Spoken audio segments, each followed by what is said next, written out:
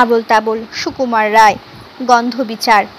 সিংহাসনে বসল রাজা, বাজল কাসর ঘণ্টা, ছটফটিয়ে উঠল কেঁপে মন্ত্রী বুড়োর মনটা। বললে রাজা, মন্ত্রী তোমার জামাই কেন গন্ধ? মন্ত্রী বলে, এসেন্স দিচ্ছি, গন্ধ তো নয় মন্দ। রাজা বলেন, মন্দ ভালো, দেখুক সুখে বদ্যি। বদ্যি বলে, আমার নাকি বেজায় হলো সর্দি। রাজা হাঁকেন, বোলাও তবে রামনারায়ণ পাত্র। পাত্র বলে, নস্যি নিলাম এক্ষুনি এই মাত্র। নস্যি দিয়ে বন্ধ যে নাক, গন্ধ কোথায় ঢুকবে?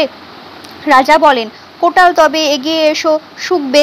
কোটাল বলে, পান খেয়েছি মশলা তাহে কর্পূর, গন্ধে তারি মন্ডু আমার এক্কেবারে ভরপুর।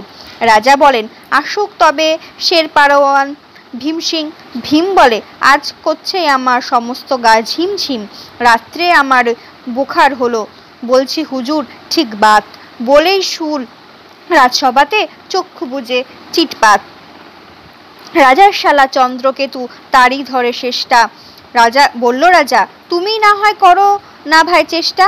চন্দ্র বলেন, মারতে চাও তো ডাকাও নাকো জল্লাদ, গন্ধ শুকে মরতে হবে, এ আবার কি আহ্লাদ। ছিল হাজির বৃদ্ধ নাজির, বয়সটি তার 90। ভাবলো মনে, ভয়ে কেন, আর একদিন তো মরবই। সাহস করে বলল বুড়ো, মিথ্যা সবাই বকছিস, শুকতে পারি হুকুম পেলে এবং পেলে বকশিস।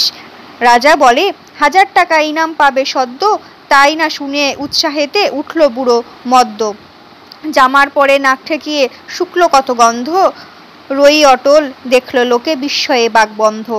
রাজ্য হলো জয় জয়কার, বাজলো কাসর ঢক্কা।